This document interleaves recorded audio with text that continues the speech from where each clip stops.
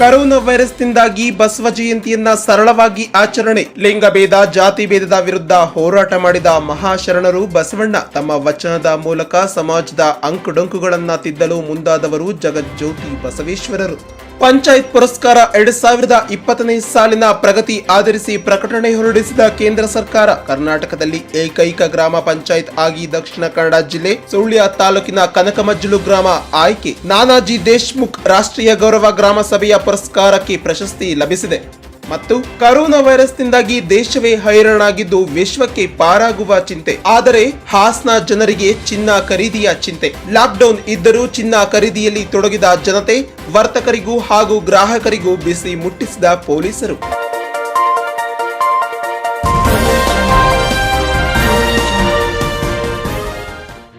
ಬಸವಣ್ಣನವರು ತಮ್ಮ ವಚನ ಸಾಹಿತ್ಯ ರಚನೆಯ ಮೂಲಕ ಸಮಾಜದಲ್ಲಿ ಬೇರೂರಿದ್ದ ಅಂಕುಡೊಂಕುಗಳನ್ನು ತಿದ್ದಲು ಮುಂದಾದವರು ಎಂದು ಜಿಲ್ಲಾ ಪಂಚಾಯತ್ ಅಧ್ಯಕ್ಷೆ ಶ್ವೇತಾ ದೇವರಾಜು ತಿಳಿಸಿದರು. ಲಾಕ್ಡೌನ್ ಆದೇಶ ಇರುವುದರಿಂದ ಜಿಲ್ಲಾಧಿಕಾರಿಗಳ ನ್ಯಾಯಾಂಗ ಸಭಾಂಗಣದಲ್ಲಿ ಭಾನುವಾರ ಬೆಳಗ್ಗೆ ಏರ್ಪಡಿಸಲಾಗಿದ್ದ ಜಗಜ್ಯೋತಿ ಬಸವೇಶ್ವರ ಜಯಂತಿ ಕಾರ್ಯಕ್ರಮವನ್ನು ಸರಳವಾಗಿ ಆಚರಿಸಲಾಯಿತು. ಮೊದಲು ದೀಪ ಹಚ್ಚಿ ಜ್ಯೋತಿ ಬೆಳಗಿಸಿ ಭಾವಚಿತ್ರಕ್ಕೆ ಪುಷ್ಪಾರ್ಚನೆಯನ್ನ ನೆರವೇರಿಸಿ ಉದ್ಘಾಟನೆ ನೆರವೇರಿಸಿದ ನಂತರ ಮಾತನಾಡಿದ ಅವರು, 12ನೇ ಶತಮಾನದಲ್ಲಿ ಜಾತಿ ವ್ಯವಸ್ಥೆ, ಲಿಂಗ ತಾರತಮ್ಯದ ವಿರುದ್ಧ ಹೋರಾಡಿ ಎಲ್ಲರೂ ಸಮಾನರು ಎಂದು ಪ್ರತಿಪಾದಿಸಿ ಅದನ್ನ ಆಚರಣೆಗೆ ತಂದ ಕೀರ್ತಿ ಬಸವಣ್ಣನವರಿಗೆ ಸಲ್ಲುತ್ತದೆ. ಕಾಯಕ ದಾಸೋಹ ಎರಡನ್ನ ನಮ್ಮ ಶ್ರೇಷ್ಠ ಚಿಂತನೆಯಲ್ಲಿ ನೀಡಿದ್ದಾರೆ ಎಂದರೆ ಅದೇ ಲಿಂಗ ಜಾತಿ ತಾರತಮ್ಯದ ಬಗ್ಗೆ ಹೋರಾಟ ಮಾಡಿದವರು. ವಚನದ ಮೂಲಕ ಸಮಾಜವನ್ನ ತಿದ್ದುವಂತಹ ಕೆಲಸವನ್ನ ಮಾಡಿದವರು. ದೇವರನ್ನ ಕೆಲಸ ಮಾಡುವ ಮೂಲಕ ಕಾಣಬೇಕೇ ಹೊರತು ಡಾಂಬಿಕ ಭಕ್ತಿಯನ್ನ ತೋರಬಾರದು, ಆಗ ತೃಪ್ತಿ ಸಿಗುತ್ತದೆ. ತಮ್ಮ ಸಾಹಿತ್ಯ ರಚನೆಯ ಮೂಲಕ ಸಮಾಜದ ಅಂಕುಡೊಂಕನ್ನ ತಿದ್ದಲು ಮುಂದಾದ ಬಸವಣ್ಣನವರು ಮತ್ತೊಬ್ಬರನ್ನ ಕಾಣುವ ರೀತಿಯ ಬದಲು ಮಾಡಿಕೊಂಡು ಇತರರನ್ನ ಪ್ರೀತಿಸುವ ಆದರದ ಮನೋಭಾವವನ್ನು ಮೂಡಿಸಿಕೊಳ್ಳಬೇಕು ಎಂದು ಜ್ಞಾನಾರ್ಜನೆ ಮಾಡಿದಂತಹ ಮಹಾನ್ ವ್ಯಕ್ತಿ.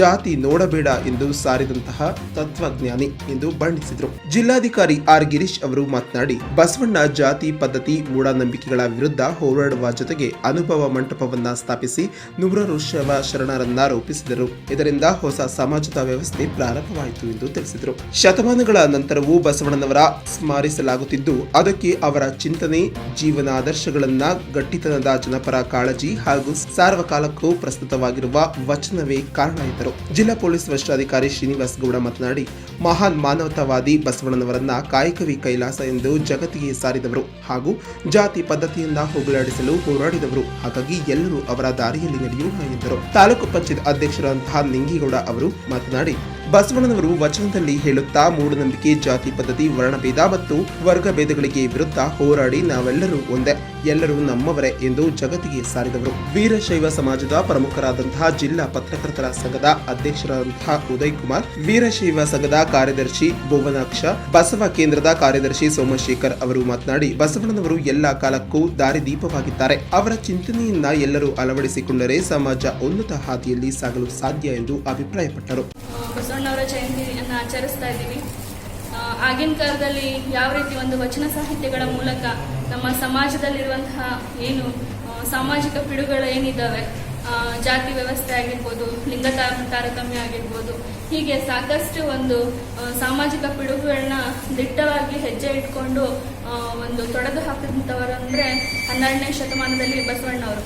ಅವರು ತೋರಿಸಿಕೊಟ್ಟಂತಹ ಒಂದು ದಾರಿಯಲ್ಲಿ ಸಾಕಷ್ಟು ಜನ ನಡ್ಕೊಂಡ್ ಬಂದಿದ್ದಾರೆ. ಏನು ಆ ಶತಮಾನದಲ್ಲಿ ಒಂದು ಗದ್ಯ ಭಾಗದಲ್ಲಿ ಹೇಳಿದಾಗ ಮಾತ್ರ ಜನರಿಗೆ ಅರ್ಥ ಆಗ್ತಿತ್ತು, ಪದ್ಯಗಳು ಅರ್ಥ ಆಗದೇ ಇರುವಂತಹ ಸಂದರ್ಭಗಳಲ್ಲಿ ವಚನ ಸಾಹಿತ್ಯ ಅಂತ ಹೇಳಿ ಹೊಸ ಒಂದು ಪದ್ಯ ರೂಪವನ್ನು ಸೃಷ್ಟಿ ಮಾಡಿಕೊಂಡು ಜನರಿಗೆ ಅರ್ಥವಾಗುವಂತಹ ಭಾಷೆಯಲ್ಲಿ, ಯಾಕಂತಂದ್ರೆ ಪದ್ಯಗಳು ಅವ್ರಿಗೇನು ಅರ್ಥ ಆಗದೇನೆ ನಾವು ಏನೇ ಬಡ್ಕೊಂಡ್ರು ಅರ್ಥ ಆಗ್ತಾ ಇರಲಿಲ್ಲ. ಅಂತಹ ಸಂದರ್ಭಗಳಲ್ಲಿ ವಚನ ಸಾಹಿತ್ಯಗಳ ಮೂಲಕ ಒಂದು ಸ್ವಾರಸ್ಯಕರವಾಗಿ ಜನರಿಗೆ ಇಷ್ಟವಾಗುವಂತೆ ಅವರ ಸಾಹಿತ್ಯಗಳನ್ನ ರಚಿಸಿಕೊಂಡು ಸಮಾಜದಲ್ಲಿ ಏನು ಲೋಪದೋಷಗಳು ಏನಿದ್ದಾವೆ ಆ ಎಲ್ಲ ಲೋಪದೋಷಗಳನ್ನ ತಿದ್ದಿ ಸಮಾಜಕ್ಕೆ ಒಂದು ಒಳ್ಳೆಯ ಮಾದರಿ ಸಮಾಜವನ್ನು ಕಟ್ಟಿಕೊಡುವಂತಹ ಒಂದು ವ್ಯವಸ್ಥೆಯನ್ನ ಮಾಡಿಕೊಟ್ಟವರು ಬಸವಣ್ಣವರು. ಮೂರ್ತಿಗಳಿಗೆ ರುದ್ರಾಭಿಷೇಕ ಪೂಜೆ, ಸನ್ಮಾನ್ಯ ನಮ್ಮ ಬಸವಣ್ಣನವರು ಏನು ಕಾಯಕವೇ ಕೈಲಾಸ ಚಿಂತನೆ, ಬಹುಶಃ ನಮ್ಮ ಹಾಸನ ಜಿಲ್ಲೆಯ ಎಲ್ಲ ಅಧಿಕಾರಿಗಳನ್ನ ಅತ್ಯಂತ ಕೃತಜ್ಞತಾಪೂರ್ವಕವಾಗಿ ಹೇಳ್ತೀನಿ. ಯಾಕೆಂದ್ರೆ ಹಾಸನ ಜಿಲ್ಲೆಯಲ್ಲಿ ಕೊರೋನಾ ಸೋಂಕಿತ ಮುಕ್ತ ಜಿಲ್ಲೆ ಆಗಿದೆ, ಹಸಿರು ಝೋನ್ ಆಗಿದೆ. ಇದಕ್ಕೆ ಬಹುಶಃ ತಮ್ಮೆಲ್ಲರ ಪರಿಶ್ರಮ ಬಹಳ ಕಾರಣ ಅಂತ ನಾನು. ಕಾರ್ಯಕ್ರಮದಲ್ಲಿ ಅಪರ ಜಿಲ್ಲಾಧಿಕಾರಿ ಕವಿತಾ ರಾಜಾರಾಮ್, ಉಪವಿಭಾಗಾಧಿಕಾರಿ ಡಾಕ್ಟರ್ ನವೀನ್ ಭಟ್, ಜಿಲ್ಲಾ ಪಂಚಾಯತ್ ಉಪ ಕಾರ್ಯದರ್ಶಿ ಚಂದ್ರಶೇಖರ್, ಕನ್ನಡ ಮತ್ತು ಸಂಸ್ಕೃತಿ ಇಲಾಖೆಯ ಸಹಾಯಕ ನಿರ್ದೇಶಕರಂತಹ ಶಿವಲಿಂಗಪ್ಪ ಕಂಬಾರ್, ಸ್ವತಂತ್ರ ಹೋರಾಟಗಾರಂತಹ ಎಚ್ಎಂ ಶಿವಣ್ಣ, ಸಮಾಜದ ಮುಖಂಡರಂತಹ ಭುವನಕ್ಷ, ಕಟಾಯ ಶಿವಕುಮಾರ್, ರುದ್ರಕುಮಾರ್ ಸೇರಿದಂತೆ ಇನ್ನು ಮುಂತಾದವರು ಪಾಲ್ಗೊಂಡಿದ್ದರು. Srinivas, Hassan, just news.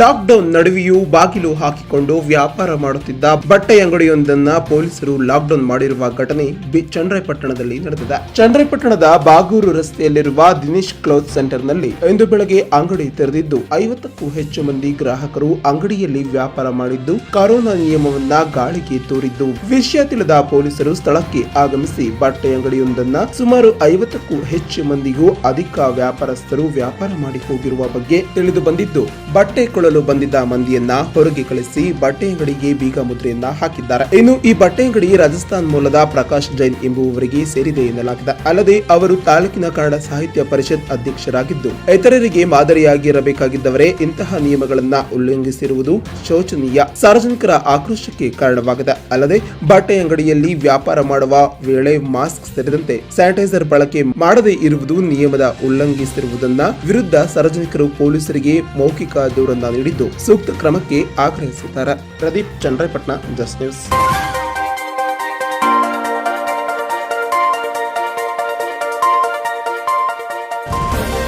ಬಸವಣ್ಣನವರು ತಮ್ಮ ವಚನ ಸಾಹಿತ್ಯದ ಮೂಲಕ ಭಾರತ ಮಾತ್ರವಲ್ಲದೆ ಹೊರ ದೇಶದಲ್ಲೂ ಸಹ ಪ್ರಚಲಿತರಾಗಿದ್ದಾರೆ ಎಂದು ಶಾಸಕ ಕೆಎಸ್ ಲಿಂಗೇಶ್ ತಿಳಿಸಿದರು. ತಾಲೂಕು ಆಡಳಿತದ ವತಿಯಿಂದ ಬಸವೇಶ್ವರ ವೃತ್ತದಲ್ಲಿ ಬಸವೇಶ್ವರ ಭಾವಚಿತ್ರಕ್ಕೆ ಪುಷ್ಪಾರ್ಚನೆಯನ್ನ ಮಾಡಿ ಮಾತನಾಡಿದ ಅವರು, ಜಗಜ್ಯೋತಿ ಬಸವೇಶ್ವರರವರು ಹಿಂದೆ ವೃತ್ತಿಯ ಆಧಾರದಲ್ಲಿ ಸಮಾಜದಲ್ಲಿ ಜಾತ್ಯತೀತದ ನೆಪದಲ್ಲಿ ಬಿರುಕು ಮೂಡಿಸಿ ಅನೇಕರ ಲಾಭ ಮಾಡಿಕೊಳ್ಳುತ್ತಿದ್ದರು. ವೃತ್ತಿಯ ಆಧಾರದಲ್ಲಿ ಪ್ರತ್ಯೇಕ ಜಾತಿಗಳನ್ನ ನಿರ್ಮಿಸಿಕೊಂಡು ಸಮಾಜವನ್ನ ವಿರೋಧಿಸುವುದಲ್ಲದೆ ಕೆಲಸದಲ್ಲಿ ಮೇಲು ಕೀಳು ಎಂಬುವುದಿಲ್ಲ. ಪುರುಷರಷ್ಟೇ ಮಹಿಳೆಯರು ಕೂಡ ಸಹ ಸಮಾನರಾಗಿದ್ದಾರೆ. ಕಾಯಕದಲ್ಲಿ ಭಕ್ತಿ ಕಾಣುವ ಶಿವಭಕ್ತರು, ಆದರೆ ಒಳ್ಳು ಭಕ್ತಿಯಿಂದ ಪೂಜಿಸಿದರೆ ಏನು ಪ್ರಯೋಜನವಿಲ್ಲವೆಂದು ಸಾರಿದಂತಹ ಬಸವಣ್ಣನವರು ಸಾಕಷ್ಟು ವಚನ ಸಾಹಿತ್ಯಗಳನ್ನ ಕನ್ನಡ ಮಾತ್ರವಲ್ಲದೆ ಇತರೆ ಭಾಷೆಗಳಿಗೂ ಅನುವಾದಗೊಂಡಿರುವುದು ಸಂತೋಷದ ವಿಚಾರವಾಗಿದ್ದು, ಆಧ್ಯಾತ್ಮಿಕವಾಗಿ ಹಾಗೂ ಸಮಾಜದ ಮೌಢ್ಯತೆಗಳನ್ನ ಮುಕ್ತವಾಗಿ ಚರ್ಚಿಸಿ ವಾದ ಮಂಡಿಸಿದ ಅವರು ಲೋಕಕ್ಕೆ ಹೊಸದಾದ ಧರ್ಮವನ್ನ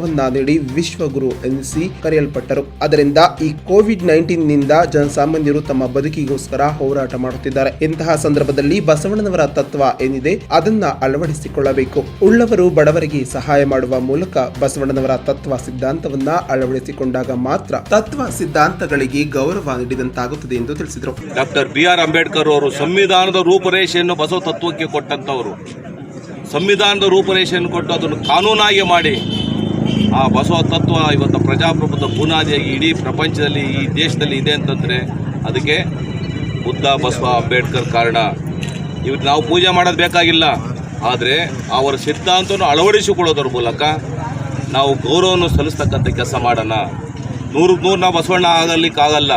ಅದರಲ್ಲಿ ಕೆಲವಾರು ಅಂಶವನ್ನು ನಾವು ತೆಗೆದುಕೊಂಡು ಎಲ್ಲರನ್ನೂ ಸಹ ಸಮಾನತೆಯಿಂದ ಕಾಣ್ತಕ್ಕಂಥ ಕೆಲಸ ಮಾಡೋಣ.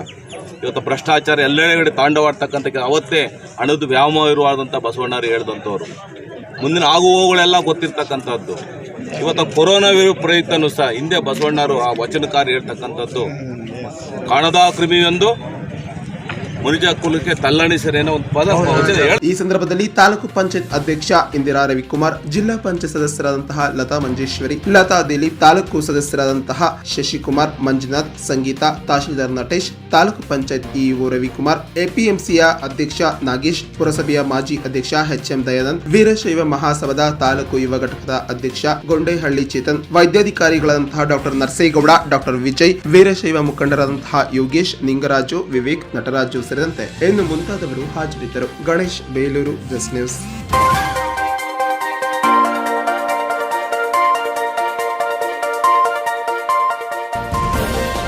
ಕಾಫಿ ಬೆಳೆಗಾರರ ಒಕ್ಕೂಟದ ವತಿಯಿಂದ ನಿರಾಶ್ರಿತರಿಗೆ ಹಾಗೂ ಬಡ ವರ್ಗದವರಿಗೆ ಆಹಾರ ಕಿಟ್ ಅನ್ನು ನೀಡುವುದರ ಜೊತೆಗೆ ಕೋವಿಡ್-19 ನಿಂದಾಗಿ ಜಾಗೃತಿ ಮೂಡಿಸುತ್ತಿರುವ ಆಶಾ ಕಾರ್ಯಕರ್ತರಿಗೆ ಸಹಾಯಧನವನ್ನ ಶಾಸಕ ಕೆಎಸ್ ಲಿಂಗೇಶ್ ಅವರು ನೀಡಿದರು. ಈ ಸಂದರ್ಭದಲ್ಲಿ ಮಾತನಾಡಿದ ಶಾಸಕ ಕೆಎಸ್ ಲಿಂಗೇಶ್, ಭಾರತ ಲಾಕ್ಡೌನ್ನಿಂದಾಗಿ ಕೂಲಿ ಕಾರ್ಮಿಕರು ಹಾಗೂ ಬಡ ವರ್ಗದವರಿಗೆ ತುಂಬಾನೇ ಕಷ್ಟವಾಗಿರುವುದರಿಂದ ಅವರಿಗೆ ನೆರವಾಗುವಂತಹ ಕಾರ್ಯಕ್ರಮಕ್ಕೆ ಈಗಾಗಲೇ ಸಂಘ ಸಂಸ್ಥೆಗಳು ಮುಂದಾಗಿದ್ದು, ಪ್ರತಿನಿತ್ಯ ಕೋವಿಡ್-19 ನಿಂದಾಗಿ ಪ್ರತಿ ಮನೆಗೂ ತೆರಳಿ ಆರೋಗ್ಯ ತಪಾಸಣೆಯನ್ನು ನಡೆಸುತ್ತಿರುವ ಆಶಾ ಕಾರ್ಯಕರ್ತರಿಗೆ ನೆರವಿನ ಹಸ್ತ ಚಾಚಬೇಕಾಗಿರುವುದು, ಎಲ್ಲ ಸಂಘ ಸಂಸ್ಥೆಗಳವರ ನೆರವಾಗಬೇಕಾಗಿರುವುದು ಹಾಗೂ ಹೊರ ರಾಜ್ಯ ಹೊರ ಜಿಲ್ಲೆಗಳಿಂದ ಬಂದಂತಹ ಕೆಲಸ ಮಾಡುವ ಕೂಲಿ ಕಾರ್ಮಿಕರನ್ನ ಹೊರಗೆ ಕಳಿಸುವ ಬದಲು ಅವರನ್ನ ಅಲ್ಲಿಯೇ ಇಟ್ಟು ಕೆಲಸ ನೀಡಬೇಕು ಮತ್ತು ಅವರಿಗೆ ಆತ್ಮಸ್ಥೈರ್ಯ ತುಂಬುವಂತಹ ಕೆಲಸ ಮಾಡಬೇಕು ಎಂದು ತಿಳಿಸಿದರು. ಈ ಸಂದರ್ಭದಲ್ಲಿ ಹಾಸನ ಜಿಲ್ಲೆಯ ಕಾಫಿ ಬೆಳೆಗಾರರ ಒಕ್ಕೂಟದ ಅಧ್ಯಕ್ಷ ತೋಚ ಅನಂತಸುಬ್ಬರಾಯ ಮಾತನಾಡಿ, ಈಗಾಗಲೇ ಕೆಲವರು ತಪ್ಪು ಮಾಹಿತಿಯಿಂದಾಗಿ ಕೂಲಿ ಕಾರ್ಮಿಕರನ್ನ ಹೊರಗೆ ಕಳಿಸಲಾಗುತ್ತಿದೆ ಎಂದು ತಪ್ಪು ಸಂದೇಶ ಬರುತ್ತಿದೆ. ಆದರೆ ಈಗಾಗಲೇ ನಮ್ಮ ಕಾಫಿ ಬೆಳೆಗಾರರ ಒಕ್ಕೂಟದಿಂದ ಕೆಲಸಕ್ಕೆ ಬಂದಿರುವ ಕೂಲಿ ಕಾರ್ಮಿಕರನ್ನ ಹೊರ ಕಳಿಸದಂತೆ ತಮ್ಮ ತೋಟದಲ್ಲಿ ಕೆಲಸ ನೀಡಲು ನಿರ್ಧರಿಸಲಾಗಿದೆ. ಅಲ್ಲದೆ ಅತಿ ಕಡು ಬಡವರು ಹಾಗೂ ಬಡ ಕುಟುಂಬದ ಕೂಲಿ ಕಾರ್ಮಿಕರನ್ನ ಆಲೂರು, ಸಕಲೇಶಪುರ ಸೇರಿದಂತೆ ಕೆಲವು ಕಡೆ ನಮ್ಮ ಬೆಳೆಗಾರರ ಒಕ್ಕೂಟದಿಂದ ಆಹಾರ ಸಾಮಗ್ರಿ ಕಿಟ್ ಅನ್ನು ವಿತರಿಸಲಾಗುತ್ತದೆ. ಬೇಲೂರಿನಲ್ಲೂ ಸಹ ತಾಲೂಕು ಆಡಳಿತ ಬಡವರ್ಗದವರಿಗನ್ನ ಗುರುತಿಸಿ ನೀಡಿರುವ ಆಹಾರ ಕಿಟ್ ಅನ್ನು ನಮ್ಮ ಸಂಘವು ಕೂಡ ನೀಡುತ್ತಿದ್ದು, ಅದರಲ್ಲಿ ಶಾಸಕರ ಮನವಿಯಂತೆ ಆಶಾ ಕಾರ್ಯಕರ್ತರಿಗೆ ಒಮ್ಮೆ ಸಂಸ್ಥೆಯಿಂದಲೂ ಸಹ 10,000 ಹಣವನ್ನ ಶಾಸಕರಿಗೆ ನೀಡುವುದಾಗಿ ಭರವಸೆಯನ್ನ ನೀಡಿದ್ರು. ಈ ಸಂದರ್ಭದಲ್ಲಿ ತಹಶೀಲ್ದಾರ್ ನಟೇಶ್, ಕಾಫಿ ಬೆಳೆಗಾರರ ಸಂಘದ ತಾಲೂಕು ಅಧ್ಯಕ್ಷ ಗೋವಿಂದ ಶೆಟ್ಟಿ, ಬೆಳೆಗಾರರ ಕುಮಾರ್, ಮಂಜುನಾಥ್, ಚಂದ್ರಕಲಾ, ಶ್ರೀನಿವಾಸ್ ಸೇರಿದಂತೆ ಇನ್ನು ಮುಂತಾದವರು ಹಾಜರಿದ್ದರು. Ganesh, Belur, just news.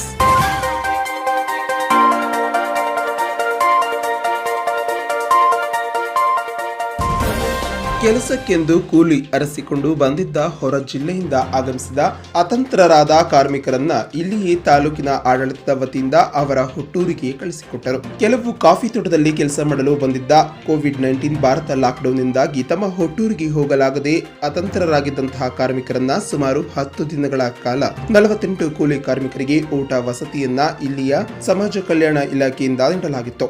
ಇಂದು ಅವರ ಹುಟ್ಟೂರಾದ ದಾವಣಗೆರೆ ಜಿಲ್ಲೆಯ ಹರಪನಹಳ್ಳಿಯಲ್ಲಿ ಅವರನ್ನ ಸಾರಿಗೆ ಬಸ್ ಮೂಲಕ ಕಳಿಸಿಕೊಡಲಾಗಿದೆ. ಈ ಸಂದರ್ಭದಲ್ಲಿ ಮಾತನಾಡಿದ ತಹಶೀಲ್ದಾರ್ ನಟೇಶ್, ತಾಲೂಕಿನಲ್ಲಿ ಕೆಲ ಭಾಗದಲ್ಲಿ ಕೂಲಿ ಕೆಲಸ ಮಾಡಿಕೊಂಡು ಕಾರ್ಮಿಕರು ಕಾಲ್ನಡಿಗೆಯ ಮೂಲಕ ಹೊರಟಿದ್ದ ಸಂದರ್ಭದಲ್ಲಿ ಅವರನ್ನ ನಮ್ಮ ನಿರಾಶ್ರಿತರ ಕೇಂದ್ರಕ್ಕೆ ಕರೆತಂದು ಅವರಿಗೆ ಇರಿಸಲಾಗಿತ್ತು. ಅದರಂತೆ ಅವರ ಮೇಲೆ ಹೆಚ್ಚಿನ ಕಾಳಜಿಯನ್ನ ವಹಿಸಿ ಜಿಲ್ಲಾಡಳಿತ ಆದೇಶದಂತೆ ಅವರ ಹುಟ್ಟೂರಿಗೆ 3 ಸಾರಿಗೆ ಬಸ್ಗಳಿಗೆ ವ್ಯವಸ್ಥೆಯನ್ನ ಮಾಡಿ ಕಳಿಸಿಕೊಡಲಾಗಿದೆ. ಆ ನಂತರದಲ್ಲಿ ಮಾತನಾಡಿದ ವೈದ್ಯಾಧಿಕಾರಿ ಡಾಕ್ಟರ್ ನರಸೇಗೌಡ, ಕೂಲಿ ಕಾರ್ಮಿಕರನ್ನ ನಿರಾಶ್ರಿತರ ಕೇಂದ್ರಕ್ಕೆ ಕರೆತಂದ ನಂತರದಲ್ಲಿ ಅವರ ಮೇಲೆ ಪ್ರತಿನಿತ್ಯ ಆರೋಗ್ಯ ತಪಾಸಣೆಯನ್ನು ನಡೆಸಲಾಗುತ್ತಿತ್ತು. ಅದರಂತೆ ಇಲ್ಲಿನ ಮಕ್ಕಳು ಸೇರಿದಂತೆ 40 ಜನರು ಆರೋಗ್ಯ ಉತ್ತಮವಾಗಿರುವುದರಿಂದ ಅವರಿಗೆ ಈ ರೋಗದ ಬಗ್ಗೆ ಜಾಗೃತಿ ಮೂಡಿಸಿ ಸ್ವಚ್ಛತೆಯಿಂದ ಇರಲು ಮನವಿ ಮಾಡಲಾಗಿದ್ದು, ಇಲ್ಲಿಂದ ನೇರವಾಗಿ ಅವರ ಸ್ವಗ್ರಾಮಕ್ಕೆ ಕಳಿಸಿಕೊಡಲಾಗುತ್ತಿದೆ ಎಂದು ತಿಳಿಸಿದರು. ಅವರ ಸ್ವಗ್ರಾಮಕ್ಕೆ ಸರ್ಕಾರದ ಆದೇಶದ ಪ್ರಕಾರ ನಮ್ಮ ತಾಲೂಕು ಆಡಳಿತದಿಂದ ಊರಿಗೆ ಗ್ರಾಮಕ್ಕೆ ಕಳಿಸೋಕ್ಕೆ ವ್ಯವಸ್ಥೆ ಮಾಡಿದ್ದೀವಿ. ಎಲ್ಲ ಡೈಲಿ ನಡೀತಾ ಇತ್ತಲ್ಲ, ಚೆನ್ನಾಗಿ ನಡೀತಾ ಇತ್ತು, ಏನು ಸಮಸ್ಯೆ ಏನಿಲ್ಲ, ಎಲ್ಲ ಸಂತೋಷದಿಂದ ಇದ್ರು. ಅವ್ರ ಊರಿಗೆ ಹೋಗ್ಲಿಕ್ಕೆ ಇನ್ನೂ ಸಂತೋಷದಿಂದ ಹೋಗ್ತಾ ಇದ್ದಾರೆ ಅವರೆಲ್ಲ. ನಾವು ತಡೆ ಹಿಡಿದಿದ್ವಿ ಹೋಗ್ದಂಗೆ, ಅವ್ರಿಗೆ ನಾವು ಪರಿಹಾರ ಕೇಂದ್ರದಲ್ಲಿ ಎಲ್ಲ ವ್ಯವಸ್ಥೆ ಕಲ್ಪಿಸಿದ್ವಿ. ಸರ್ಕಾರದ ನಿರ್ದೇಶನದಂತೆ ಈಗ ನಾವು ಇವರಿಗೆ ಅವರ ಸ್ವಗ್ರಾಮಕ್ಕೆ ಹೋಗಲು ಅನುಮತಿ 25 ಜನ ಇದ್ದಾರೆ. ಈ ಸಂದರ್ಭದಲ್ಲಿ ಡಾಕ್ಟರ್ ವಿಜಯ್, ಉಪ ತಹಶೀಲ್ದಾರ್ ನಾಗರಾಜು, ಕೆಎಸ್ಆರ್ಟಿಸಿಯ ಡಿಪೋ ವ್ಯವಸ್ಥಾಪಕರಂತಹ ಬೈರೇಗೌಡ, ನಾಗರಾಜು, ವಸಂತ್, ಸಂತೋಷ್ ಸೇರಿದಂತೆ ಇನ್ನು ಮುಂತಾದವರು ಹಾಜರಿದ್ದರು. Ganesh, Belur, just news.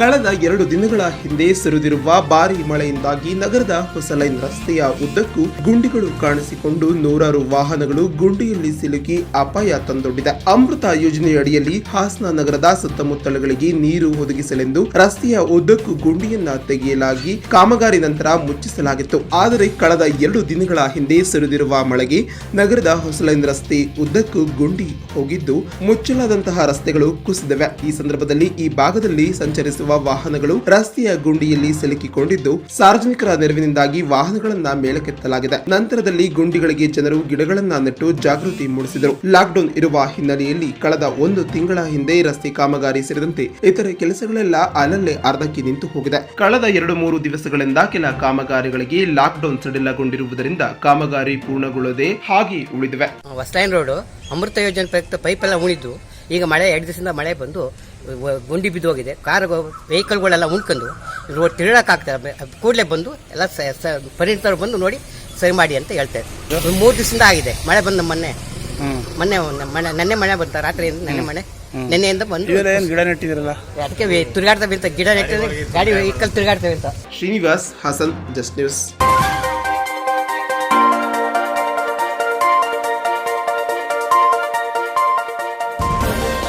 ಆಲೂರು ತಾಲೂಕಿನ ಮಗ್ಗೆ ಹೋಬಳಿಯ ಕರ್ವಿ ಘಟಕದ ವತಿಯಿಂದ ಮಗ್ಗೆ ಗ್ರಾಮದ ಸಾರ್ವಜನಿಕರಿಗೆ ಕೊರೋನಾ ಮಹಾಮಾರಿಯ ಬಗ್ಗೆ ಜಾಗೃತಿ ಮೂಡಿಸಲು ಸುಮಾರು 1000 ಮಾಸ್ಕ್ಗಳನ್ನ ತಾಲೂಕು ಅಧ್ಯಕ್ಷ ನಟರಾಜ್ ನೇತೃತ್ವದಲ್ಲಿ ವಿತರಣೆ ಮಾಡಲಾಯಿತು. ವಿಶ್ವದ ಎಲ್ಲೆಡೆ ಮಹಾಮಾರಿ ಕೊರೋನಾ ಸೋಂಕು ಹಬ್ಬುತ್ತಿದ್ದು, ಇದನ್ನು ತಡೆಗಟ್ಟುವ ನಿಟ್ಟಿನಲ್ಲಿ ಮುಂಜಾಗ್ರತೆ ಕ್ರಮಗಳನ್ನು ಅನುಸರಿಸಿದರೆ ಮಾತ್ರ ಅದನ್ನು ತಡೆಗಟ್ಟಲು ಸಾಧ್ಯ. ಗ್ರಾಮಗಳಲ್ಲಿ ನಾವೇ ಜಾಗೃತರಾಗಿರಬೇಕು ಎನ್ನುವಂತಹ ನಿಯಮಗಳನ್ನ ಪಾಲಿಸಬೇಕು. ಸಾಮಾಜಿಕ ಅಂತರದ ಜೊತೆಗೆ ಸ್ವಯಂ ಸ್ವಚ್ಛತೆಗೆ ಬಹಳ ಮುಖ್ಯವಾಗಿ ಆದ್ಯತೆ ನೀಡಬೇಕು ಎಂದು ತಿಳಿಸಿದರು.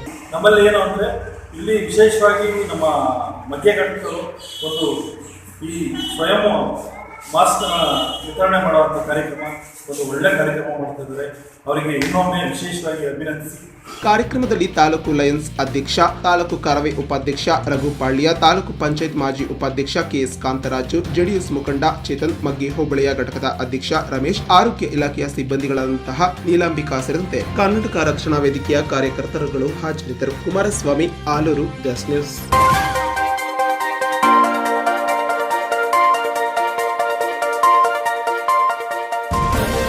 ಸುರಿದ ಭಾರಿ ಮಳೆಗೆ ಗಾಳಿಗೆ ಹಾರನಹಳ್ಳಿಯಲ್ಲಿ ಬೃಹತ್ ಶೆಡ್ಡಿನ ಮೇಲ್ಛಾವಣಿಗಳ ಶೀಟ್ಗಳು ಹಾರಿ ಹೋಗಿದ್ದು, ಒಳಗಿದ್ದ 10 ಗೋವುಗಳಿಗೆ ಗಾಯಗಳಾದಂತಹ ಘಟನೆ ಶನಿವಾರ ಸಂಜೆ ಸಂಭವಿಸಿದೆ. ಹಾಸನ ತಾಲೂಕಿನ ಬೇಳೂರು ರಸ್ತೆಯ ಮಣಚಾನಹಳ್ಳಿಯ ಬಳಿ ಇರುವ ಹಾರನಹಳ್ಳಿ ಗ್ರಾಮದ ಹರೀಶ್ ಎಂಬುವರಿಗೆ ಸೇರಿದ ಗೋವುಗಳನ್ನ ಕೋಳಿ ಫಾರಂನಲ್ಲಿ ಇಡಲಾಗಿತ್ತು. ಕಳೆದ 2 ದಿನಗಳಿಂದ ಸುರಿಯುತ್ತಿರುವ ಭಾರಿ ಮಳೆ ಮತ್ತು ಗಾಳಿಗೆ ಗೋವುಗಳ ರಕ್ಷಣೆಗೆ ಕಟ್ಟಲಾಗಿದ್ದ ಶೆಡ್ಗಳಲ್ಲಿ ಮೇಲ್ಛಾವಣಿಯ ಬಹುತೇಕ ಹಾರಿ ನೆಲಕ್ಕೆ ಕಚ್ಚಿದೆ. ಒಳಗಿದ್ದ ಇತರೆ ಪದಾರ್ಥಗಳು ಸೇರಿ ಲಕ್ಷಾಂತರ ರೂಪಾಯಿ ವಸ್ತುಗಳು ನಷ್ಟವಾಗಿದೆ. ಇದೇ ವೇಳೆ ಸುದ್ದಿಗಾರರೊಂದಿಗೆ ಮಾತನಾಡಿದ ಹರೀಶ್ ಅವರು, ಶನಿವಾರ ಸುರಿದ ಭಾರಿ ಮಳೆಗೆ ಬೇಲೂರು ರಸ್ತೆಯಲ್ಲಿರುವ ತಾಲೂಕಿನ ಆರನಹಳ್ಳಿಯ ಗ್ರಾಮದಲ್ಲಿರುವ ಗೋವು ರಕ್ಷಣೆಗೆ ನಿರ್ಮಿಸಲಾಗಿದ್ದಂತಹ ಬೃಹತ್ ಶೆಡ್ ಹಾರಿ ಚೂರು ಚೂರಾಗಿದೆ. ಒಳಗಿದ್ದ 10 ಹಸುಗಳಿಗೆ ಗಾಯಗಳಾಗಿದ್ದು, ಈ ಬಗ್ಗೆ ಸಂಬಂಧಪಟ್ಟಂತಹ ಗ್ರಾಮ ಪಂಚಾಯತ್ಗೆ ಮನವಿ ಮಾಡಿದರೂ ಯಾವುದೇ ಪ್ರಯೋಜನವಾಗಿಲ್ಲ. ಕೇಳಿದರೆ ನಾನಾ ಸಬೂಬುಗಳು ಹೇಳಿ ಹಾನಿಯಾದ ಸ್ಥಳಕ್ಕೆ ವೀಕ್ಷಣೆ ಮಾಡಲು ಬರಲಿಲ್ಲ. ಇನ್ನು ಕ್ಷೇತ್ರದ ಶಾಸಕರು ಪದಾಧಿಕಾರಿಗಳಿಗೆ ತಿಳಿಸಿದರೂ ಇದುವರೆಗೂ ಪರಿಶೀಲಿಸಲು ಬಂದಿರುವುದಿಲ್ಲ ಎಂದು ತಮ್ಮ ಅಳಲನ್ನ ತೋಡಿಕೊಂಡರು. ಕೂಡಲೇ ಸಂಬಂಧಪಟ್ಟಂತಹ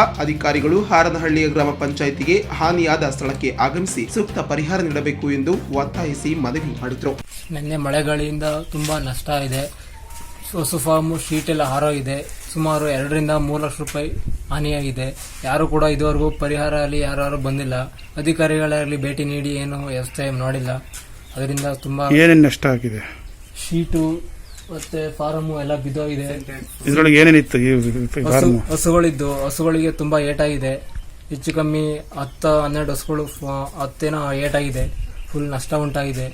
ಅಧಿಕಾರಿಗಳು ನೀವು ಯಾರು ತಿಳಿಸಿದ್ರೆ ಅಧಿಕಾರಿಗಳಿಗೆ, ಇಲಾಖೆ ಅಧಿಕಾರಿಗಳಿಗೆ ಗ್ರಾಮ ಪಂಚಾಯತ್ ತಿಳಿಸಿದ್ವಿ. ಗ್ರಾಮ ಪಂಚಾಯತ್ PDO ಆಗಲಿ ಅಧ್ಯಕ್ಷರಲ್ಲಿ ಯಾರು ಭೇಟಿ ನೀಡಿಲ್ಲ. ಏನಂದ್ರೆ ಅವರು ಹೋದಾಗ ಅವರು ನಮ್ಮ ಇದಕ್ಕೆ ಸೇರಲ್ಲ, ಖಾತೆ ಮಾಡಿಸ್ಬೇಕು, ಅದ್ ಮಾಡಿಸ್ಬೇಕು ಅಂತ ದಿಢೀರ್ನಂತ ಇದು ಹೇಳ್ತಿದ್ದಾರೆ. ಮತ್ತೆ ಇಲ್ಲಿ ಎಲೆಕ್ಷನ್ ಬಿಜೆಪಿ ಅಭ್ಯರ್ಥಿಯಾದ ಪ್ರೀತಮ್ ಗೌಡ್ರಲ್ಲಿ ಯಾರೇ ಅಲ್ಲಿ ಹಾನಿ ಇದೆ ಅಂತ ಬಂದು ನೋಡಿಲ್ಲ.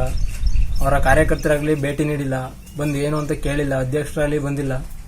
Srinivas, Hassan, just news.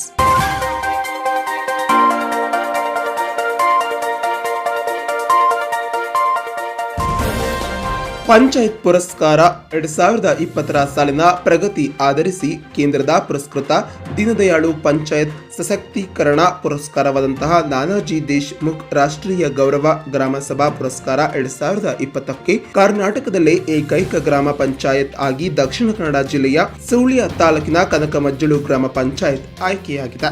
ರಾಷ್ಟ್ರಮಟ್ಟದ ಕ್ಷೇತ್ರಗಳಲ್ಲಿ ತಪಾಸಣೆಗಾಗಿ ಗ್ರಾಮ ಅಭಿವೃದ್ಧಿ ಮತ್ತು ಪಂಚಾಯತ್ ರಾಜ್ ಇಲಾಖೆಯ ಹೆಚ್ಚುವರಿ ನಿರ್ದೇಶಕರಾದಂತಹ SM ಜುಲ್ಫಿಕರ್ ಉಲ್ಲಾ, ಬೋಧಕರಂತಹ ಮಲ್ಲಿಕಾರ್ಜುನ ಸ್ವಾಮಿ, KR ಶಂಕರ್ ಅವರನ್ನ ಒಳಗೊಂಡಂತಹ ನಿರ್ದೇಶಕರುಗಳ ತಂಡವು ವಿವಿಧ ಗ್ರಾಮ ಪಂಚಾಯತ್ಗಳಿಗೆ ಭೇಟಿ ನೀಡಿ ಪರಿಶೀಲನೆಯಿಂದ ನಡೆಸಿತ್ತು. ಈ ನಡುವೆ ಕಳೆದ ಫೆಬ್ರವರಿ 13ರಂದು ಕನಕಮಜ್ಜಳು ಗ್ರಾಮ ಪಂಚಾಯತ್ಗೆ ಭೇಟಿ ನೀಡಿ ಪರಿಶೀಲನೆ ನಡೆಸಿದ್ದರು. ಇದೀಗ ಅಂತಿಮವಾಗಿ ಗುರುತಿಸಲ್ಪಟ್ಟಂತಹ ಕರ್ನಾಟಕ ರಾಜ್ಯದ 3 ಗ್ರಾಮ ಪಂಚಾಯತ್ಗಳ ಪೈಕಿ ಸುಳ್ಯ ತಾಲೂಕಿನ 28 ಗ್ರಾಮ ಪಂಚಾಯತ್ಗಳಲ್ಲಿ ತಾಲೂಕಿನ ಕನಕಮಜ್ಜಲು ಗ್ರಾಮ ಪಂಚಾಯತ್ ಅನ್ನ ಪುರಸ್ಕಾರಕ್ಕೆ ಆಯ್ಕೆ ಮಾಡಲಾಗಿದೆ. ಕನಕಮಜ್ಜಲು ಗ್ರಾಮ ಪಂಚಾಯತ್ಗೆ ಈಗಾಗಲೇ ಗಾಂಧಿ ಗ್ರಾಮ ಪುರಸ್ಕಾರ ಮತ್ತು ನಮ್ಮ ಗ್ರಾಮ ನಮ್ಮ ಯೋಜನೆಯ ಪುರಸ್ಕಾರ, ಸ್ವಚ್ಛತೆಯ ಪುರಸ್ಕಾರಗಳು ಸೇರಿದಂತೆ ಹಲವಾರು ಪ್ರಶಸ್ತಿಗಳು ಲಭಿಸಿವೆ. ಇದೀಗ ಏಪ್ರಿಲ್ 24ರಂದು ರಾಷ್ಟ್ರೀಯ ಪಂಚಾಯತ್ ರಾಜ್ ದಿನದಂದು ಈ ಪುರಸ್ಕಾರ ಲಭಿಸಲಿದೆ. ದೇಶಾದ್ಯಂತ ಗ್ರಾಮ ಸಭೆಗಳಲ್ಲಿ ಅತ್ಯುತ್ತಮವಾಗಿ ಬಳಸಿಕೊಂಡು ಒಟ್ಟು 20 ಗ್ರಾಮ ಪಂಚಾಯತ್ಗಳಿಗೆ ನಾನಾಜಿ ದೇಶ್ಮುಖ್ ರಾಷ್ಟ್ರೀಯ ಗೌರವ ಗ್ರಾಮ ಸಭಾ ಪುರಸ್ಕಾರವನ್ನು ನೀಡಲಾಗುತ್ತಿದ್ದು, ಸದರಿ ಈ ಪ್ರಶಸ್ತಿಯಲ್ಲಿ 10 ಲಕ್ಷ ರೂಪಾಯಿ ನಗದು ಮೊತ್ತ ಮತ್ತು ಹಾಗೂ ಪ್ರಶಸ್ತಿಯ ಫಲಕವನ್ನ ಒಳಗೊಂಡಿರುತ್ತದೆ ಎಂದು ಕೇಂದ್ರ ಸರ್ಕಾರ ತಿಳಿಸಿದೆ. Prakash Kadapa, just news.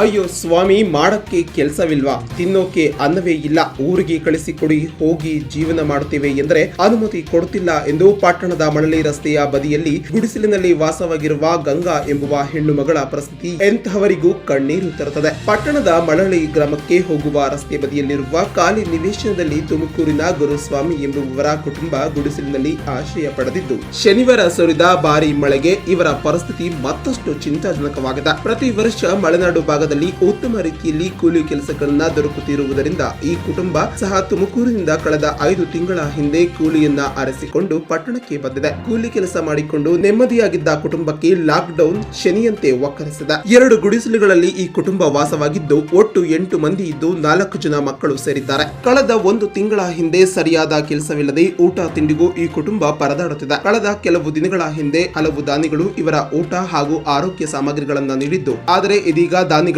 ಅನುದಾನದ ಕೊರತೆಯಿಂದಾಗಿ ನೆರವು ನೀಡುವುದನ್ನ ನಿಲ್ಲಿಸಿರುವುದರಿಂದ ಈ ಕುಟುಂಬ ಆಹಾರಕ್ಕಾಗಿ ಪರದಾಡಬೇಕಾಗಿದೆ. ಮನೆಯ ಯಜಮಾನ ಗುರುಸ್ವಾಮಿ ತನ್ನ ಮಗನೊಡನೆ ತುಮಕೂರಿಗೆ ಹೋಗಿ ಹಣ ತರುತ್ತೇನೆಂದು ಕದ್ದು ಮುಚ್ಚಿ ಊರಿಗೆ ಹೋಗಿದ್ದು, ಅಲ್ಲಿ ಆತನನ್ನ ಹಾಗೂ ಮಗನನ್ನ ಅಧಿಕಾರಿಗಳು ಕ್ವಾರಂಟೈನ್ಗೆ ಹಾಕಿದ್ದಾರೆ. ಇದರಿಂದಾಗಿ ಈ ಕುಟುಂಬ ಸಂಪೂರ್ಣವಾಗಿ ಆತಂಕಕ್ಕೆ ಒಳಗಾಗಿದೆ. ರಾಜ್ಯ ಸರ್ಕಾರ ರಾಜ್ಯದೊಳಗೆ ಇರುವ ಕೂಲಿ ಕಾರ್ಮಿಕರನ್ನ ವಿವಿಧ ಜಿಲ್ಲೆಗಳಿಗೆ ಕಳಿಸಲು ಕೆಎಸ್ಆರ್ಟಿಸಿ ಬಸ್ ವ್ಯವಸ್ಥೆ ಕಲ್ಪಿಸಿದ್ದು, ಈ ಹಿನ್ನೆಲೆಯಲ್ಲಿ ಹಲವು ಜಿಲ್ಲೆ ಹಾಗೂ ತಾಲೂಕು ಕೇಂದ್ರಗಳಲ್ಲಿ ತಮ್ಮ ಊರುಗಳಿಗೆ ತೆರಳಲು ಇಚ್ಛಿಸುವ ಕೂಲಿ ಕಾರ್ಮಿಕರನ್ನ ಸ್ವಂತ ಊರುಗಳಿಗೆ ಕಳಿಸಿಕೊಡುವ ಕಾರ್ಯಕ್ಕೆ ಚಾಲನೆ ನೀಡಲಾಗಿದೆ. ಆದರೆ ತಾಲೂಕು ಆಡಳಿತ ಮಾತ್ರ ಕಣ್ಮುಚ್ಚಿ ಕುಳಿತಿದ್ದು, ಈ ಕುರಿತು ಕೇಳಿದರೆ ಕೆಲಸಗಾರರೆಲ್ಲ ಕರೆ ತಂದಿರುವ ಮಾಲೀಕರು ಕಾರ್ಮಿಕರಿಂದ ಖರ್ಚನ್ನ ನಿಭಾಯಿಸಬೇಕು ಎಂದು ಹೇಳುತ್ತದೆ. ಆದರೆ ಅನೇಕ ಕೂಲಿ ಕಾರ್ಮಿಕರು ಸ್ವತಃ ಬಂದಿದ್ದು ಇವರನ್ನ ಊರಿಗೆ ಕಳಿಸುವ ವ್ಯವಸ್ಥೆ ಯಾರು ಮಾಡುತ್ತಾರೆ? ಹಾಗಾಗಿ ಜಿಲ್ಲಾಡಳಿತ ಪ್ರತಿ ತಾಲೂಕಿಗೂ ಸುಮಾರು 2 ಲಕ್ಷ ರೂಪಾಯಿ ಕೋವಿಡ್-19 ಎದುರಿಸಲು ನೀಡಿದ್ದು, ಜೊತೆಗೆ ಎನ್ಡಿಆರ್ಎಫ್ ಹಾಗೂ ಯುಡಿಆರ್ಎಫ್ ನಿಂದ ನಿಧಿಗಳಲ್ಲಿ ಸಹ ಕೂಲಿ ಕಾರ್ಮಿಕರನ್ನ ಹೊರ ಊರುಗಳಿಗೆ ಕಳಿಸಿಕೊಡುವ ಖರ್ಚನ್ನ ನಿಭಾಯಿಸಬಹುದಾಗಿದೆ. ಕೂಡಲೇ ತಾಲೂಕು ಆಡಳಿತ ಎಚ್ಚೆತ್ತುಕೊಂಡು, ಜೊತೆಗೆ ಶಾಸಕರು ಸಹ ಇತ್ತ ಗಮನ ಹರಿಸಿ ಊರಿಗೆ ಹೋಗಲು ಹೆಚ್ಚಿಸುವಂತಹ ಕೂಲಿ ಕಾರ್ಮಿಕರನ್ನ ನೆರವಿಗೆ ಮುಂದಾಗಬೇಕು ಎನ್ನುವುದು ನಮ್ಮ ಆಶಯವಾಗಿದೆ. Sudhir, Sakleshpur, just news.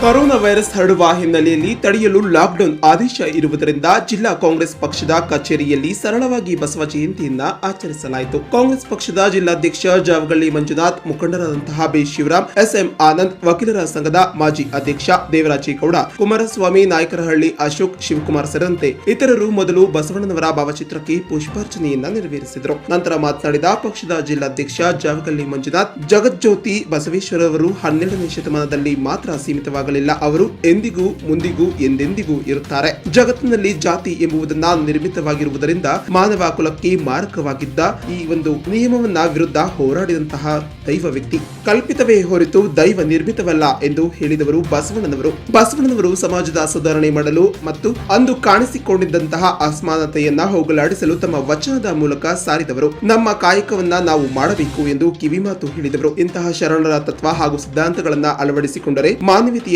ಸರಳತೆಯನ್ನ ಸ್ಫೂರ್ತಿಯಾಗಿ ತೆಗೆದುಕೊಳ್ಳಬೇಕು. ಅಂದು ಬಸವಣ್ಣನವರು ಶರಣರು ಚಳವಳಿಯನ್ನ ವಚನದ ಮೂಲಕ ಮಾಡಿದ್ರು. ಇದನ್ನ ಮುಂದಿನ ಪೀಳಿಗೆಗೂ ತಿಳುವಳಿಕೆಯನ್ನ ನೀಡುವುದು ನಮ್ಮೆಲ್ಲರ ಕರ್ತವ್ಯವಾಗಿದೆ ಎಂದು ತಿಳಿಸಿದರು. ಹಾಗೂ ಉತ್ತಮ ಸಮಾಜ ನಿರ್ಮಾಣ ಮಾಡಬೇಕು, ಈ ನಿಟ್ಟಿನಲ್ಲಿ ಅವರ ದಾರಿಯನ್ನ ಅನುಸರಿಸಬೇಕು ಎಂದು ಸಲಹೆಯನ್ನ ನೀಡಿದ್ರು. Srinivas, Hassan, just news.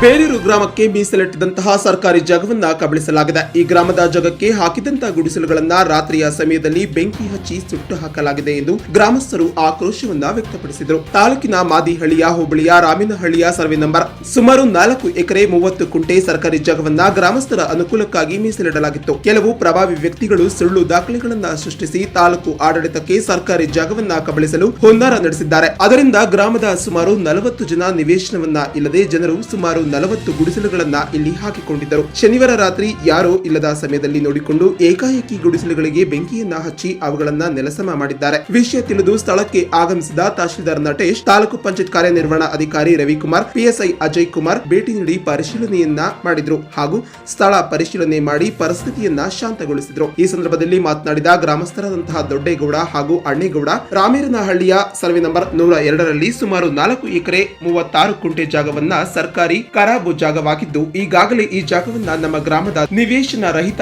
ಇರುವಂತಹ ರೈತರಿಗೆ ನೀಡಬೇಕೆಂದು ಜಿಲ್ಲಾಡಳಿತಕ್ಕೆ ಹಾಗೂ ತಾಲೂಕು ಆಡಳಿತಕ್ಕೆ ಹಾಗೂ ಎಸಿಯವರಿಗೆ ದಾಖಲೆಯ ಸಮೇತ ನೀಡಿದ್ದರು. ಕೆಲವು ಭೂಕಬಳರು ಹಾಗೂ ಪ್ರಭಾವಿ ವ್ಯಕ್ತಿಗಳು ವೆಂಕಟೇಶ್ ಹಾಗೂ ಮೂಡಲಿಗಿರಿ ಗೌಡ ಎಂಬುವವರು ಅಕ್ರಮ ದಾಖಲೆಗಳನ್ನ ಸೃಷ್ಟಿಸಿ ಹಾಗೂ ಗೋಮಾಳ ಜಾಗವನ್ನ ಸಮತಟ್ಟು ಮಾಡಿ ಕಬಳಿಸುವ ಹುನ್ನಾರವನ್ನ ನಡೆಸಿರುತ್ತಾರೆ. ವಿಷಯವನ್ನ ತಿಳಿದ ತಕ್ಷಣ ಬೇಲೂರು ತಹಶೀಲ್ದಾರ್ ಕಚೇರಿಗೆ ಹಾಗೂ ಪೊಲೀಸ್ ಠಾಣೆ ಮತ್ತು ಸಕಲೇಶಪುರ ಉಪವಿಭಾಗಾಧಿಕಾರಿ ಕಚೇರಿಗೆ ದೂರು ಸಲ್ಲಿಸಿದ್ದು, ಗ್ರಾಮಸ್ಥರು ಸೇರಿಕೊಂಡು ಇಲ್ಲಿ ಚಿಕ್ಕ ಚಿಕ್ಕ ಗುಡಿಸಲುಗಳನ್ನ ಹಾಕಿಕೊಂಡಿದ್ದವು. ಶನಿವಾರ ಮಧ್ಯರಾತ್ರಿ ಇವರುಗಳು ತಮ್ಮ ಹಿಂಬಾಲಕರನ್ನ ಕರೆದುಕೊಂಡು ಗುಡಿಸಲುಗಳಿಗೆ ಬೆಂಕಿ ಹಚ್ಚಿ ನೆಲಸಮ ಮಾಡಿರುತ್ತಾರೆ ಎಂದು ಆಕ್ರೋಶ ವ್ಯಕ್ತಪಡಿಸಿದರು. ದಯಮಾಡಿ ತಹಶೀಲ್ದಾರ್ ಹಾಗೂ ಜಿಲ್ಲಾಡಳಿತ ಅವರ ಮೇಲೆ ಕ್ರಮ ಕೈಗೊಂಡು ನಮ್ಮ ಗ್ರಾಮಕ್ಕೆ ನ್ಯಾಯ ಒದಗಿಸಬೇಕು ಎಂದು ಹಾಗೂ ಈ ಜಾಗವನ್ನ ಗ್ರಾಮಕ್ಕೆ ನೀಡಬೇಕು ಎಂದು ಮನವಿ ಮಾಡಿದ್ರು. ನಂತರ ಇದಕ್ಕೆ ಪ್ರತಿಕ್ರಿಯಿಸಿದಂತಹ ತಹಶೀಲ್ದಾರ್ ನಟೇಶ್, ಯಾವುದೇ ಕಾರಣಕ್ಕೂ ಸರ್ಕಾರಿ ಜಾಗದ 1 ಅಡಿ ಜಾಗವನ್ನ ಕಬಳಿಸಲು ಬಿಡುವುದಿಲ್ಲ.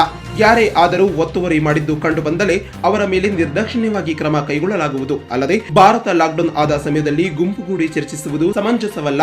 ದಯವಿಟ್ಟು ಎಲ್ಲರೂ ಸಹಕರಿಸಿ ಎಂದು ಮನವಿ ಮಾಡಿದ್ರು. ಲಾಕ್ಡೌನ್ ಮುಗಿದ ನಂತರ ಕಚೇರಿಗೆ ಬಂದು ತಮ್ಮ ದಾಖಲೆಗಳನ್ನ ನೀಡಿ ಅದೇ ರೀತಿ ಈ ಜಾಗದಲ್ಲಿ ಯಾವುದೇ ಕೃಷಿ ಚಟುವಟಿಕೆ ಆಗಲಿ ಯಾವುದೇ ಕೆಲಸಗಳನ್ನ ಮಾಡದಂತೆ ಎಚ್ಚರಿಕೆಯನ್ನ ನೀಡಿದ್ರು. ಇದು ರಾಮನಹಳ್ಳಿ ಸರ್ವೆ ನಂಬರ್ 102. ಇದು ಖರಾಬ್ ಜಾಗ ಆಗಿರೋದ್ರಿಂದ ನಾವು ಗ್ರಾಮದವರು ಸೈಟಿಗೆ ಅಂತ ಕೇಳ್ತಾ ಇದ್ದೀವಿ. ಅವರು ಅಕ್ರಮವಾಗಿ ನಮಗೆ ಆಸ್ತಿ ಬೇಕು ಅಂತೇಳಿ ಒಬ್ಬರೇ ಕೂಡ ವೆಂಕಟೇಶ ಬಿನ್ ಸಣ್ಣಗೌಡ ಅನ್ನೋರು ಇಡೀ ಊರಿಗೆ ವಿರೋಧವಾಗಿ ನಡ್ಕೊಳ್ತಾ ಇದ್ದಾರೆ. ಹಾಗಾಗಿ ನಾವು ಊರ್ನವರೆಲ್ಲ ಸೇರಿ ಒಗ್ಗಟ್ಟಾಗಿ ಮನೆ ಬೇಕು, ಜಾಗ ಇಲ್ಲ ಇದ್ ಬಿಟ್ರೆ, ಹಂಗಾಗಿ ಎಲ್ಲ ಗುಡ್ಲು ಹಾಕೊಂಡಿದ್ದೀವಿ ಸರ್. ಈಗ ಇದು ಗುಡ್ಲು ಬೇಕೇ ಬೇಕು ನಮ್ಗೆ. ಇದ್ ಬಿಟ್ರೆ ನೆಲ್ಲು ಜಾಗ ಇಲ್ಲ, ವಾಸ ಮಾಡೋದಕ್ಕೆ ಜಾಗ ಇಲ್ಲ. ಇನ್ನ ಊರು ಬಾರಿ ಚಿಕ್ಕದಾಗಿದೆ, ಬೆಳವಣಿಗೆ ಇಲ್ಲ. ಈಗ ಜನಸಂಖ್ಯೆ ಜಾಸ್ತಿ ಆಗಿದ್ದಾರೆ, ಹಂಗಾಗಿ ಇದು ನಿವಾಸನಕ್ಕಾಗಿ ನಾವು ಗ್ರಾಮದವ್ರು ಕೇಳ್ತಾ ಇದೀವಿ. ನಾವು ಗುಡ್ಲು ಈಗ ಹಿಂದೆ ಮಾರ್ಚ್ 28, 29 ಗುಡ್ಲು ಹಾಕಿದ್ದು, ಅದನ್ನ ಏಪ್ರಿಲ್ 24ರಲ್ಲಿ ಬಂದು ನೈಟ್ ಬಂದು ಬೆಂಕಿ ಹಾಕಿದ್ದಾರೆ. 26ರಲ್ಲಿ ಬಂದು ಅದು ಏನಾರು ಇಷ್ಟು ದಿವಸ ವಾಸ ಇದ್ರು, ಹಬ್ಬ ಪ್ರಯತ್ನ ಅಂತೇಳಿ ನಿನ್ನೆ ಎಲ್ಲ ಅವ್ರವ್ರ ಮನೇಲಿ ಅವರಿದ್ರು. ಇದ್ದಿದ್ರೆ ಎಷ್ಟು ಪ್ರಾಣಿಗಳು ಜನ ಅನಾಹುತ ಆಗೋದು ಗೊತ್ತಿಲ್ಲ. ಹಾಗಾಗಿ ಗ್ರಾಮಕ್ಕೆ ಭಾರಿ ವಿರುದ್ಧ ನಡ್ಕೊಂತ ಇದ್ದಾರೆ, ಭಾರಿ ಗ್ರಾಮದ ಮೇಲೆ ದೌರ್ಜನ್ಯ ಮಾಡ್ತಾ ಇದ್ದಾರೆ. ಈ ಸಂದರ್ಭದಲ್ಲಿ ಗ್ರಾಮಸ್ಥರಾದಂತಹ ತಿಮ್ಮಯ್ಯ, ರಘು, ಸುರೇಶ್, ಬಸವರಾಜು, ದ್ಯಾವಯ್ಯ, ಜಗದೀಶ್, ದೊಡ್ಡಯ್ಯ, ಚಂದ್ರು, ಅಣ್ಣೇಗೌಡ ಇನ್ನು ಮುಂತಾದವರು ಹಾಜರಿದ್ದರು. Ganesh, Belur, just news.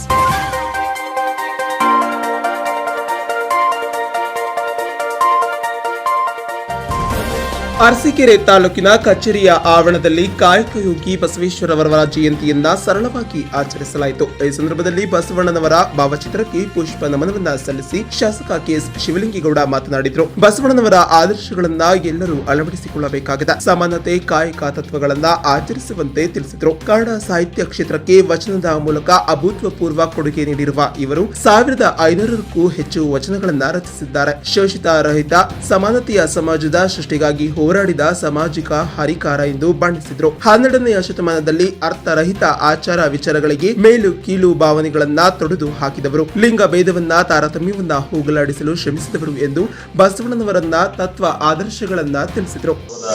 ಈ ಶುಭ ಸಂದರ್ಭದ ಶುಭಾಶಯಗಳನ್ನ ನಾನು ಈ ತಾಲೂಕಿನ ಜನತೆಗೆ ತಿಳಿಸಲಿಕ್ಕೆ ಇಷ್ಟಪಡ್ತಾ ಇದ್ದೇನೆ. ಬಸವಣ್ಣನವರ 12ನೇ ಶತಮಾನ ನಮ್ಮ ಈ ಒಂದು ಯುಗದಲ್ಲಿ ಭಾಳ ಅಚ್ಚಳಿಯದೆ ಉಳಿದಿರ್ತಕ್ಕಂಥ ಯುಗ ಆಗಿದೆ ಅಂತಕ್ಕಂಥದ್ದನ್ನು ಇತಿಹಾಸ, ಪುರಾಣಗಳು, ಯುಗಾಂತರದ ನಿರ್ತಕ್ಕಂಥ ದಾಖಲೆಗಳು ಭಾಳ ಸ್ಪಷ್ಟವಾಗಿ ಬಿಂಬಿಸ್ತಾ ಇದ್ದಾರೆ.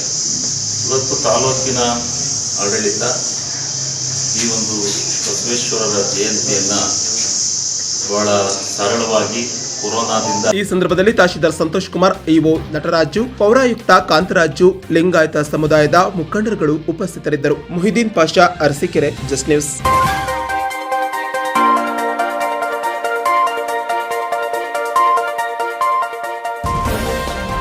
ಪಟ್ಟಣದ ಪುರಸಭೆಯ ಕಾರ್ಯಾಲಯದಲ್ಲಿ ನಡೆದ ಬಸವ ಜಯಂತಿ ಕಾರ್ಯಕ್ರಮದಲ್ಲಿ ರಾಜ್ಯದ ಪೌರಾಡಳಿತ, ರೇಷ್ಮೆ, ತೋಟಗಾರಿಕೆ ಖಾತೆಯ ಸಚಿವರಾದಂತಹ ಹಾಗೂ ಮಂಡ್ಯ ಜಿಲ್ಲೆಯ ಉಸ್ತುವಾರಿ ಸಚಿವರು ಆಗಿರುವ ಡಾಕ್ಟರ್ ನಾರಾಯಣಗೌಡ ಅವರು ಬಸವ ಜಯಂತಿಯ ಅಂಗವಾಗಿ ಜಗಜ್ಯೋತಿ ಕಾಯಕ ಯೋಗಿ ಅಣ್ಣ ಬಸವಣ್ಣನವರ ಭಾವಚಿತ್ರಕ್ಕೆ ಪೂಜೆಯನ್ನ ಸಲ್ಲಿಸಿ ಪುಷ್ಪಾರ್ಚನೆಯನ್ನ ನೆರವೇರಿಸಿದರು. 12ನೇ ಶತಮಾನದಲ್ಲಿ ಸಾಮಾಜಿಕ ಅಸಮಾನತೆಯನ್ನ ಹೋರಾಟ ನಡೆಸಿ ಜಾತಿ, ಮತ, ಪಂಥ ರಹಿತವಾಗಿ ಸಮಾನತೆಯನ್ನ ಕೂಡಿರುವ ಆರೋಗ್ಯವಂತಹ ಸಮಾಜ ನಿರ್ಮಾಣಕ್ಕೆ ದುಡಿದಂತಹ ಮಹನೀಯರಾಗಿದ್ದಾರೆ. ವಚನ ಕ್ರಾಂತಿಯ ಮೂಲಕ ಹೋರಾಟ ನಡೆಸಿದ ಕಾಯಕ ತತ್ವದ ಮಹಾತತ್ವವನ್ನ ವಿಶ್ವಕ್ಕೆ ಪರಿಚಯಿಸಿದ ಮಹಾತ್ಮರಾದಂತಹ ಬಸವಣ್ಣನವರ ಸಂದೇಶವನ್ನ ಸಾರ್ವತ್ರಿಕವಾಗಿ ಸತ್ಯವಾಗಿದೆ ಎಂದು ಸಚಿವರಾದಂತಹ ನಾರಾಯಣಗೌಡ ಗುಣಗಾನ ಮಾಡಿದರು. ಈ ಸಂದರ್ಭದಲ್ಲಿ ಭೂವರಹಸ್ವಾಮಿಯ ದೇವಸ್ಥಾನ ಟ್ರಸ್ಟ್ ವತಿಯ ವ್ಯವಸ್ಥಾಪಕರಂತಹ ಶ್ರೀನಿವಾಸ್ ರಾಘವನ್ ಅವರ ನೇತೃತ್ವದಲ್ಲಿ ಉಚಿತವಾಗಿ ವಿತರಿಸಿರುವ ದಾಸೋಹ ವ್ಯವಸ್ಥೆಯನ್ನ ವೀಕ್ಷಿಸಿ ಕಳೆದ 1 ತಿಂಗಳ ಹಿಂದೆ ಕರೋನಾ ಲಾಕ್ಡೌನ್ ಸಂಕಷ್ಟದ ಸಂದರ್ಭದಲ್ಲಿ ಅರ್ಪಣೆಯ ಮನೋಭಾವದಿಂದ ದುಡಿಯುತ್ತಿರುವ ಬಳಗದ ಸದಸ್ಯರನ್ನ ಅಭಿನಂದಿಸಿದರು. ಪುರಸಭೆಯ ವ್ಯಾಪ್ತಿಯಲ್ಲಿ ಉಚಿತ ಹಣ್ಣು ತರಕಾರಿಯನ್ನ ವಿತರಣೆಗೆ ಸಚಿವ ಡಾಕ್ಟರ್ ನಾರಾಯಣಗೌಡರವರು ಚಾಲನೆಯನ್ನ ನೀಡಿದರು. Madhukumar, Krishnarajpet, just news.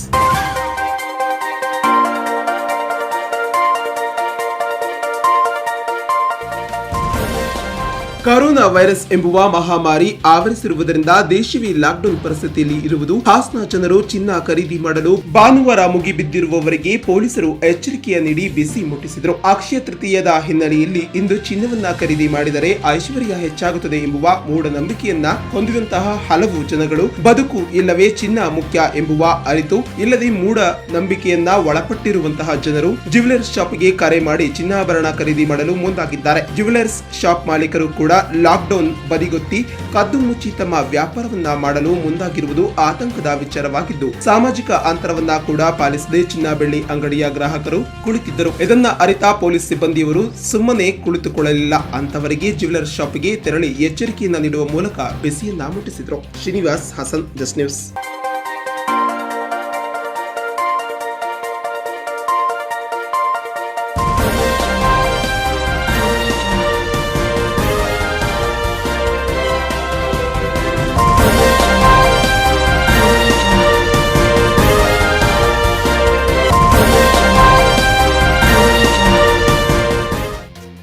ಬಸವ ಜಯಂತಿ ಆಚರಣೆಯ ಅಂಗವಾಗಿ ತಾಲೂಕು ವೀರಶೈವ ಸಮಾಜದ ವತಿಯಿಂದ ಕೊರೋನಾ ವಾರಿಯರ್ಸ್ ಆಗಿರುವಂತಹ ವೈದ್ಯಕೀಯ, ಪೊಲೀಸ್ ಹಾಗೂ ಕಂದಾಯ ಇಲಾಖೆಯ ಸಿಬ್ಬಂದಿಗಳಿಗೆ ಬೆಳಗಿನ ಉಪಹಾರದ ವ್ಯವಸ್ಥೆಯನ್ನ ಮಾಡಲಾಗಿದ್ದು, ತಹಶೀಲ್ದಾರ್ ಮಂಜುನಾಥ್ ಕಾರ್ಯಕ್ರಮಕ್ಕೆ ಚಾಲನೆ ನೀಡಿದರು. ಈ ಸಂದರ್ಭದಲ್ಲಿ ವೀರಶೈವ ಸಮಾಜದ ಮುಖಂಡರಾದಂತಹ ವಿದ್ಯಾಶಂಕರ್ ಮಾತನಾಡಿ, ಪ್ರಪಂಚಾದ್ಯಂತ ಭೀಕರ ಕೊರೋನಾ ಕಾಯಿಲೆಯಿಂದಾಗಿ ಜನರು ಸಂಕಷ್ಟದಲ್ಲಿರುವ ಈ ಸಮಯದಲ್ಲಿ ಬಸವ ಜಯಂತಿ ಸರಳವಾಗಿ ಆಚರಿಸಲಾಗುತ್ತಿದೆ. ದಿನ ಬೆಳಗು ನಮಗೂ ಕಷ್ಟಪಡುವ ನಿಟ್ಟಿನಲ್ಲಿ ಶ್ರಮಿಸುತ್ತಿರುವ ಕೊರೋನಾ ವಾರಿಯರ್ಸ್ಗಳಿಗೆ ಈ ದಿನ ಬೆಳಗಿನ ಉಪಹಾರದ ವ್ಯವಸ್ಥೆಯನ್ನ ಮಾಡಿರುವುದು ಹಾಗೂ ಈ ವ್ಯವಸ್ಥೆಯನ್ನ ಏರ್ಪಡಿಸಿರುವ ಮೂಲಕ ಅರ್ಥಪೂರ್ಣವಾಗಿ ಬಸವ ಜಯಂತಿಯನ್ನ ಆಚರಿಸಲಾಗುತ್ತಿದೆ ಎಂದರು. ಈ ಸಂದರ್ಭದಲ್ಲಿ ಪಟ್ಟಣೀಯ ಸರ್ಕಾರಿ ನೌಕರರ ಸಂಘದ ಅಧ್ಯಕ್ಷ ಮೋಹನ್ ಕುಮಾರ್, ಟಿಎಪಿಎಂಎಸ್ನ ಅಧ್ಯಕ್ಷ ಲೋಹಿತ್ ಕೌಡಳ್ಳಿ, ವೀರಶೈವ ಮುಖಂಡರುಗಳಾದಂತಹ HN Devaraju, HR Suresh, Gurumurthy, AR Amrutha, Manju ಸೇರಿದಂತೆ ಹಲವು ಮುಖಂಡರುಗಳು ಉಪಸ್ಥಿತರಿದ್ದರು. Sudheer, Sakleshpur, just news.